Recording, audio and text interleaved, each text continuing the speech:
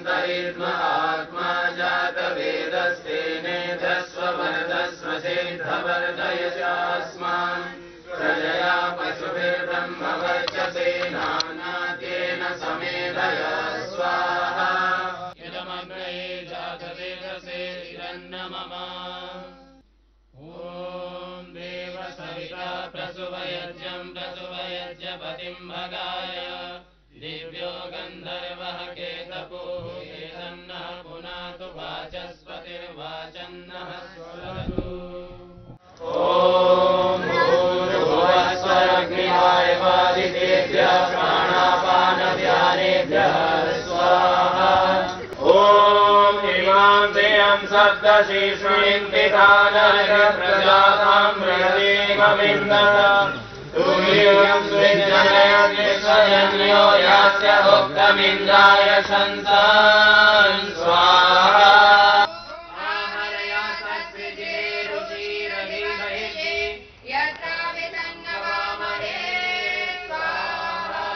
ॐ इन्द्राय गाव आशिरं दुर्गे वज्रिणे मधु यस्येमुपह्वरे विदात् स्वाहा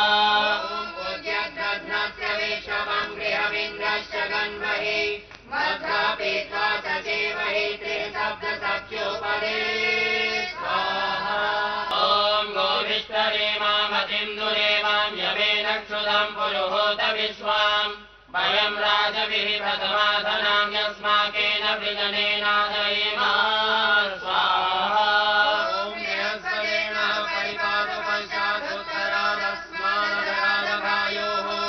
इन्द्रं पुरस्तादुतमध्यतो न सखासकेभ्यो हरिवः कृणोतु स्वाहा ॐ दिगर्वाणि देव सवितर्दुरितानि पराशुभा यद्भद्रं तन्न आशुभा स्वाहा।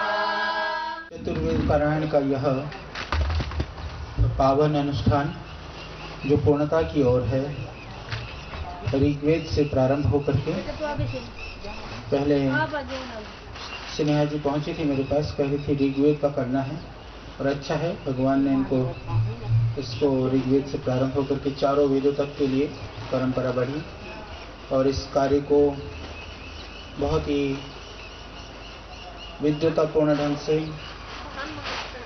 वैदिक जो परंपरा है उस परंपरा के ढंग से पूर्ण करवाने के लिए हमारे परम वैदिक विद्वान आचार्य चंद्रदत्त जी और साथ में हमारे सिद्धिम्न जी और साथ में हमारी विदुषी बहनें और ये हमारे ब्रह्मचारी गण और सभी इस यज्ञ कार्य में सम्मिलित पारिवारिक जन। यज्ञ जहाँ यह हमारी वैदिक प्राचीन विधा का एक अभिन्न अंग है, वहीं वर्तमान में भी अपने जीवन को उन्नत बनाने के लिए परम आवश्यक है। हालांकि हम जब यज्ञ करते हैं तो हम यज्ञ के दो पक्ष की बात करते हैं। इसको भौतिक यज्ञ माना जाता है, परंतु वह भौतिक यज्ञ आंतरिक यज्ञ के लिए, आंतरिक उत्थान के लिए परम आवश्यक है। जब व्यक्ति मंत्रों का उच्चारण करता है, मंत्रों का श्रवण करता है या मंत्रों को लेकर के चिंतन और मनन करता है, तो अंतर की जो स्थिति है उसका बोध होने लगता है। बाह्य ज्ञान के साथ में आंतरिक ज्ञान की अभिवृद्धि होना जरूरी है, क्योंकि अंतर की शक्ति से बाह्य शक्ति स्थित है। बाहर को संभालने के फेर में अंदर को कमजोर नहीं होना देना चाहिए, मनुष्य का लक्ष्य है। यही यज्ञ हमको सिखाता है।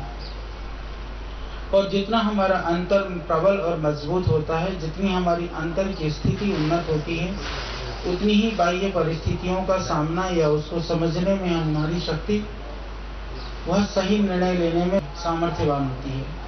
तो शक्ति के जागरण के लिए, उस शक्ति को पहचानने के लिए यज्ञ परंपरा परम आवश्यक है।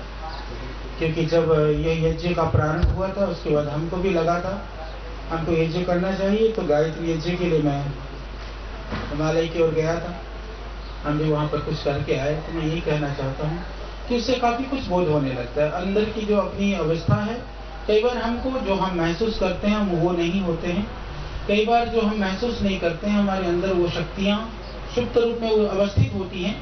तो हमको क्या चाहिए, क्या पाना है, क्या छोड़ना है, क्या जानना है, ये सब समझने का साधन मात्र यज्ञ है। तो हमारे प्रिय भरत भाई जी, बहन स्नेहा, माता जी और पूरा परिवार ने जो यह यज्ञ के द्वारा अपने आप को, अपने परिवार को, अपनी परंपरा को समझने का, जानने का, उस परंपरा का निर्वहन का जो प्रयास किया, उसके लिए मेरी बहुत शुभकामनाएं हैं।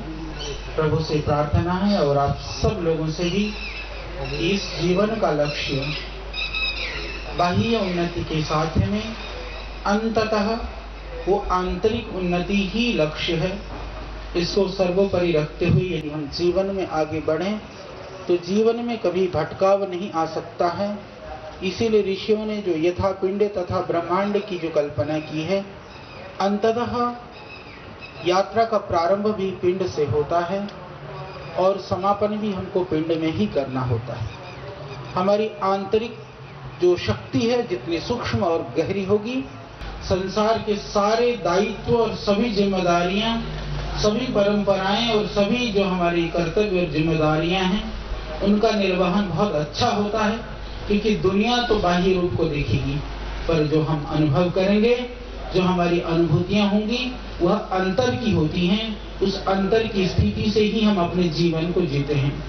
तो वह आंतरिक जो शक्ति है, उसकी दिव्यता को अनुभव करने का, जानने का और उस आनंद स्वरूप परमात्मा तक पहुंचने का यह साधन है।